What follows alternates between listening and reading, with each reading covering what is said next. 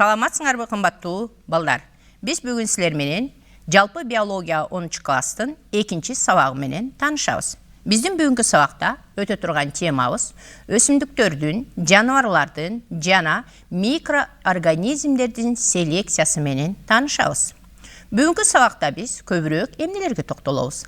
Албетте, өсүмдүктөрдүн, жаныбарлардын жана микроорганизмдердин селекциясы менен таанышып, андан сырткары өсүмдүктөрдүн, жаныбарлардын жана микроорганизмдердин селекциясынын бүгүнкү күндөгү жетишкендиктери менен таанышып, билимибизди калыптандырабыз. Андан сырткары селекциянын ыкмаларын биз бүгүнкү күнгө чейин токтолуп келгенбиз. Мына ошону жашообузда кандай колдонууну үйрөнөбүз. Демек, анда биздин бүгүнкү сабакта дагы мен өткөндөгү селекциянын ыкмаларын эсиңерге салып кетейин. Бул албетте аргындаштыруу ыкмасы деп токтолгонбуз, жана тандоо деген ыкма бар экен деп токтолгонбуз. Бул аргындаштырууну болсо аутобридингтик, энбридингтик жана гетероозис ыкмалары деп токтолуп түшүнүк алганбыз. Ал эми тандоодо болсо бул эки чоң тандоо бар. Бул табигый тандоо жана жасалма тандоо. Табигый тандоону биз бүгүнкү күнгө чейинки параграфтарда токтолуп келгенбиз. Бул табигый тандоо жаратылыштагы курчап турган чөйрөгө ыңгайланышкан өсүмдүктөрдүн түрлөрү, жаныбарлардын сорттору болуп саналат, же болсо ошол жаныбарлардын түрлөрү болуп саналат. Ал эми жасалма тандоодо болсо биз бул өсүмдүктөр менен жаныбарлардын жаңы сортторун, породаларын жана штамдарын алабыз деп өткөн сабакта токтолгонбуз. Табигый тандоонун өзү массалык тандоосу болот, ал эми жасалма тандоодо жекече тандоо болот. Эсиңерге салып коеюн, албетте бул массалык тандоо бул өсүмдүктөр үчүн гана тиешелүү. Жаныбарларга биз массалык тандоо жүргүзө албайбыз. Себеп дегенде, бул массалык тандоого өсүмдүктөрдүн ичинен даан өсүмдүктөрдү биз бир буудайды же бир жүгөрүнү өстүрүп, алардан жаңы порода же сорт ала албайбыз. Ошондуктан массалык өсүмдүктөрдү тандоодо гектарлап чоң аянттарга себүү аркылуу гана алардан биз жыйынтык ала алабыз. Ал эми жекенче тандоо көбүнчө жаныбарларга тиешелүү. Ал эми массалык тандоо силер көрүп тургандай кайчылаш чаңдашуучу өсүмдүктөргө. Кайчылаш чаңдашуучу дегенде силер 6 класстын биология курсунда токтолуп келгенсиңер. Кайчылаш чаңдашуу бул бир өсүмдүктүн, бир түргө кирген өсүмдүктүн гүлүнүн чаңдыгы экинчи бир гүлдүн чаң алгычына келип түшүшү, бул кайчылаш чаңдашуу болуп саналат. Демек, массалык чаңдашууда шамал аркылуу буудайлар, жүгөрү, арпа, күрүч, сулуу бул гектарлап айдалат дагы кайчылаш чаңдашуу массалык түрдө мына өсүмдүктөргө тиешелүү болот экен. Ал эми жекече чаңдашууда дагы өсүмдүктөрдүн өзү менен өзү чаңдаштырсак болот. Мисалы үчүн бир кандайдыр бир жаңы сорттогу помидорду алууда же жаңы сорттогу бадыраңды алууда бул жерде өзү менен өзүн чаңдаштырып, жаңы сорттогу жекече чаңдаштыруу аркылуу жаңы сорттогу өсүмдүктөрдү ала алабыз. Албетте, биздин негизи Кыргызстанда өсүмдүктөр боюнча эң жогорку бул сапаттуу өсүмдүктөрдүн өстүрүүдө дан өсүмдүктөрү боюнча абдан үстөмдүк кылып келет. Себеп дегенде биздин ушул тоолуу районубуз ушул дан өсүмдүктөрүн өстүрүүгө абдан ылайыкташылган. Бирок ошол дан өсүмдүктөрүн өстүрүүдө албетте көптөгөн окумуштуулар силер көрүп турган любава деп атат. Мына ушул любава деген өсүмдүк буудайды 1 гектар жерден 90-дан 110 центнерге чейин бермет, кыял деген, адыр деген буудайдын түшүмдүүлүктөрү бул абдан жогорку түшүмдүү бере тургандыгын ошо селекционерлердин жардамы менен алынган. Ошондой эле силер көрүп тургандай жүгөрүлөр. Бүгүнкү күндө жүгөрүнүн дагы Кыргызстанда эң жогорку сапаттуу жүгөрүлөр өстүрүлөт. Буларды албетте башка борбордон келип чыккан, мисалы үчүн жүгөрүнүн мекени бул албетте Түштүк Америка болуп саналат. Мына ошол Түштүк Америкадан алынып келген жүгөрүнүн сорту менен биздин Кыргызстандын тоолуу районго ылайыкташтырып өстүрүлө турган Октябрьский 70 Манас сорту деген жүгөрүлөр алынган. Силер көрүп тургандай, ал 1 гектар жерден 200 центнер түшүм алынат экен. Демек, бул өтө жогорку баскычтуу болуп саналат. Бул селекционерлер алардын түшүмдүүлүгүн гана жогорулатпастан, алардын сапатына да абдан көңүл бөлүп келишет. Себеп дегенде, Будайдын мисалы үчүн курамында адамга абдан керектүү болгон белок деген бар. Бул белокту силер 6-класста токтолгонсуңар, клейковина деп айтабыз. Мына ушул любава деген будайдын курамында 32% клейковинанын бар экендигин, ал эми манас сортунда болсо 16,67% крахмалдын бере тургандыгын баалап аныктап келишкен. Демек бул бизде абдан жогорку сапаттуу өсүмдүктөр болуп саналат экен.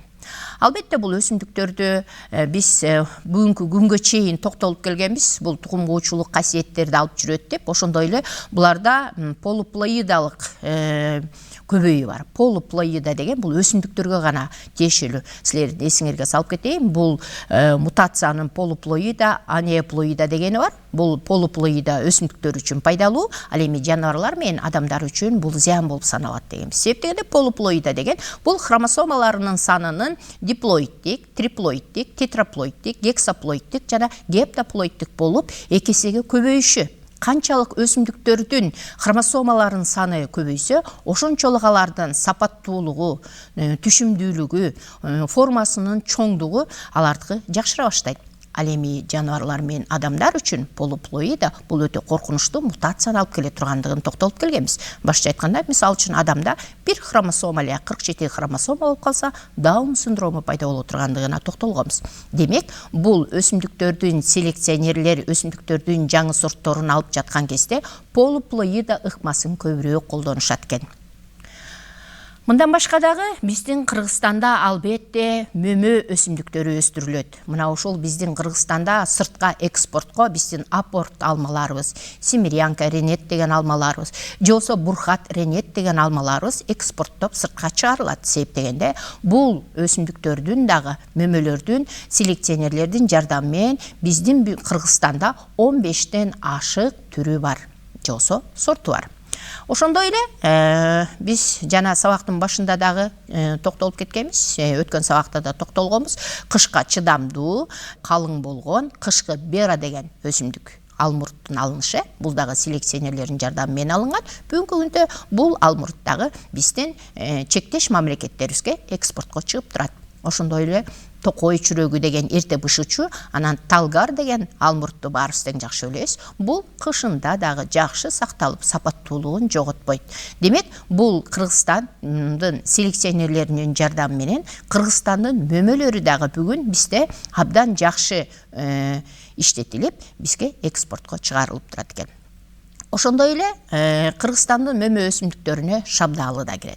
Шабдалыны силер эсиңерге салып коеюн, бул Кытайда биринчилерден болуп, кара өрүк менен миндалды аргындаштырып, анан жаңы биздин Кыргызстанга чыдамдуу болгон шабдалы келип чыккан.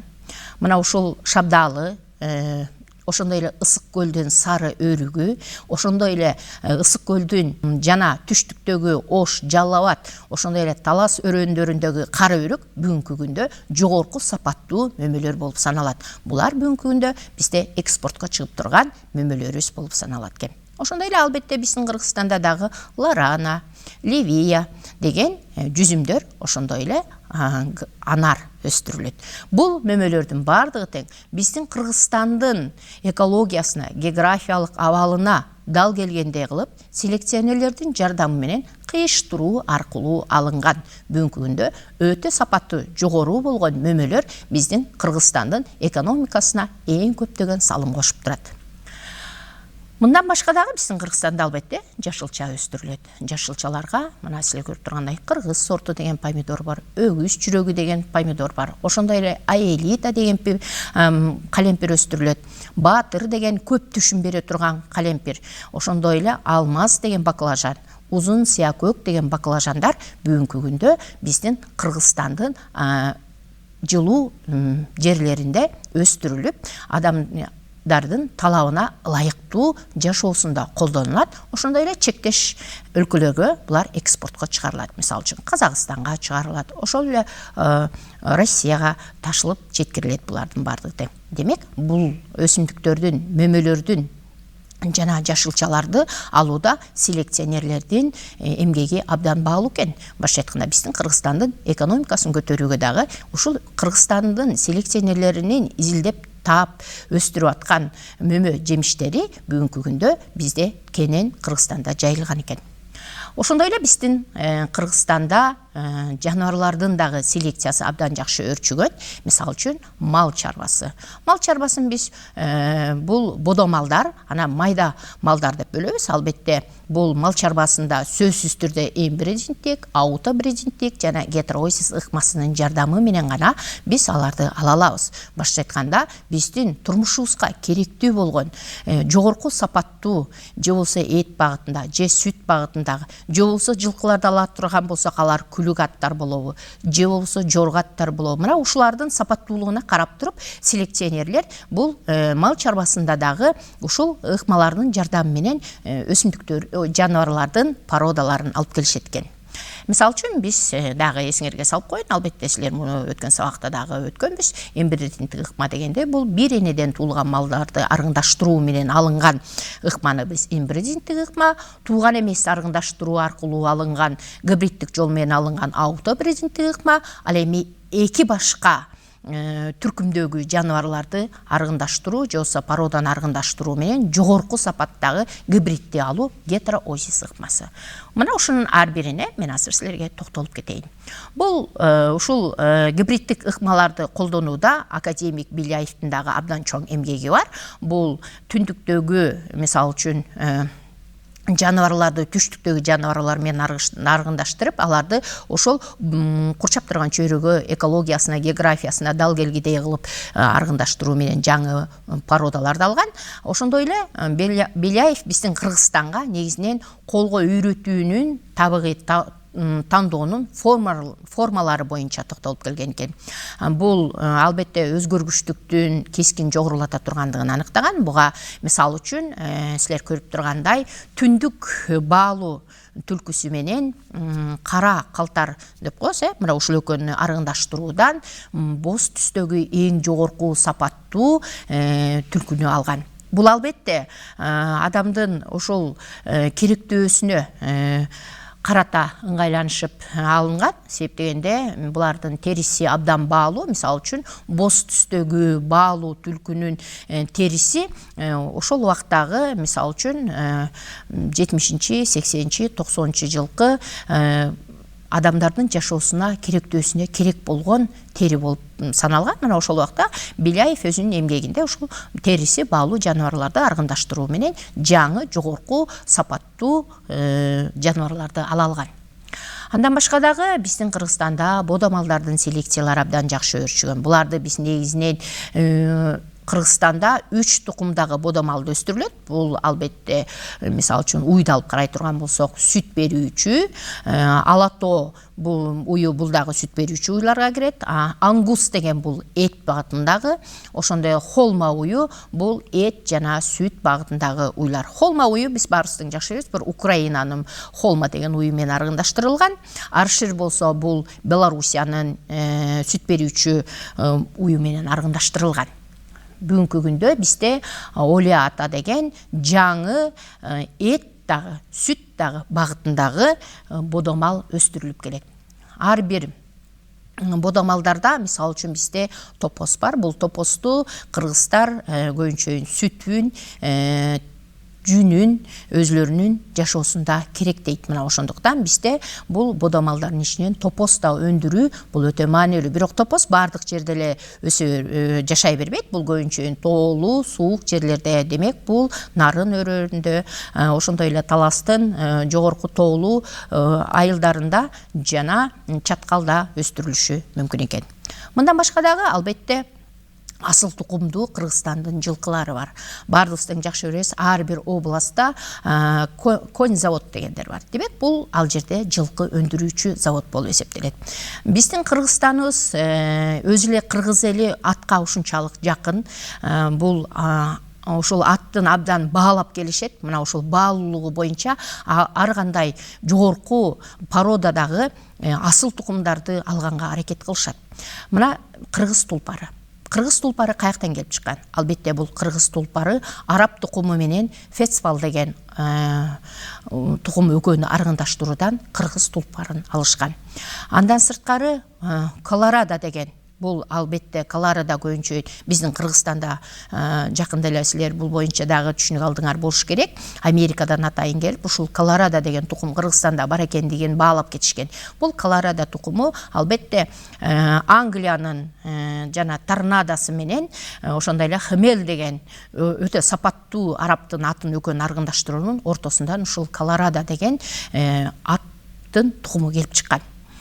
Бул албетте биз бул Кыргызстандын асыл тукумдуулугунда биз анын жорго же болбосо күлүк кылып бакпастан, алардын албетте сүттөрүн дары катары дагы биздин эң баалуу суусундуубуз болуп саналган кымыздын дагы бере турган сапатына карап туруп, алардын дагы породаларын алабыз. Мындан башка дагы селекциянын микроорганизмдердин селекциясы биздин Кыргызстанда албетте өнүктүрүлүп келет. Бул микроорганизмдерди биз жасалма мутагенез жана табигый мутагенез деп эки чоң топко бөлөбүз.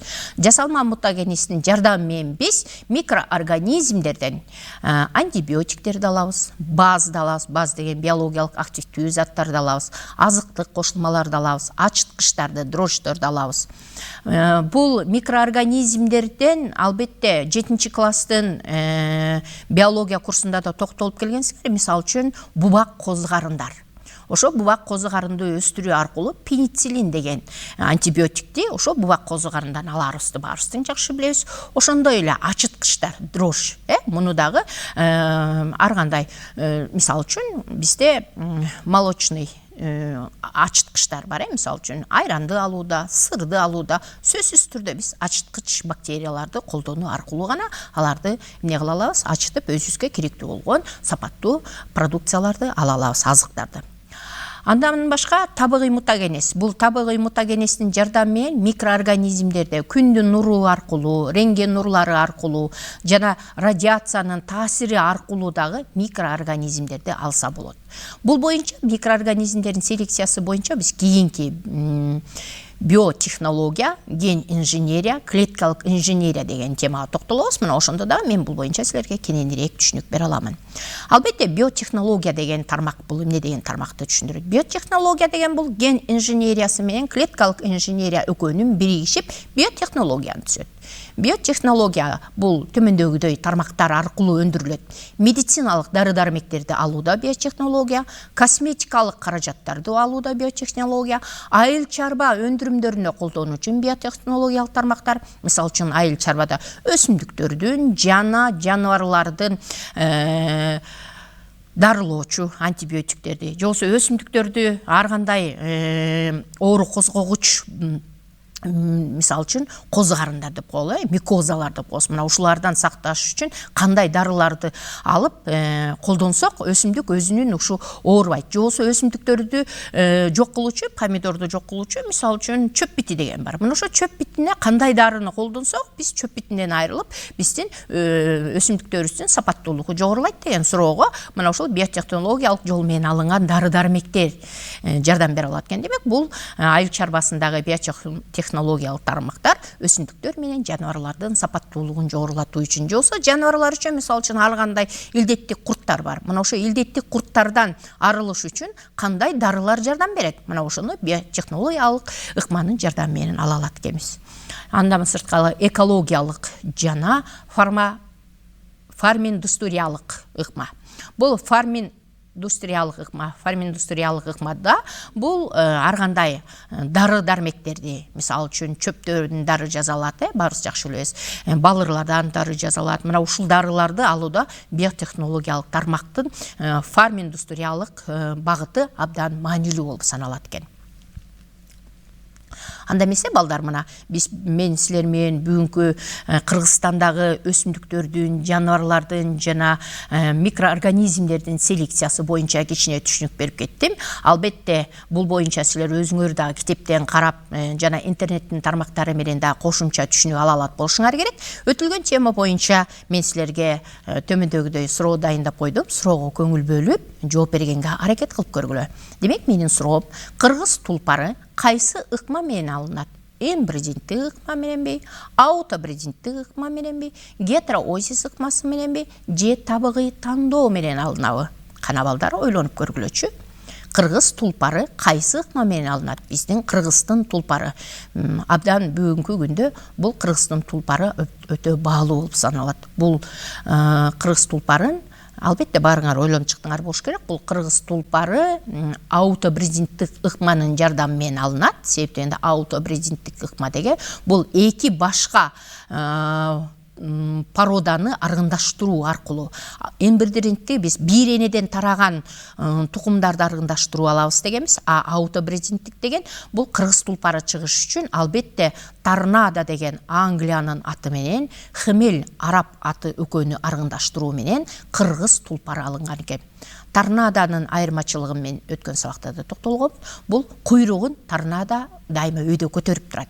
Бул абдан баалуу жылкылардын тукумдары болуп эсептелет. Мына ушул экөөнү аргындаштыруунун жардамы менен бүгүнкү күндөгү биздин Кыргызстандагы Кыргыз тулпарлары ат чабышка, көк бөрүгө чабылып жаткан Кыргыз тулпарлары келип чыккан. Эмесе балдар, мына бүгүн мен силер менен ушул Кыргызстандагы өсүмдүктөрдүн, жаныбарлардын, микроорганизмдердин селекциялык жол менен алынган порода сорттору жана штамдары боюнча аз да болсо түшүнүк бердим болуш керек. Албетте биотехнология боюнча кийинки сабакта дагы кененирээк токтолобуз.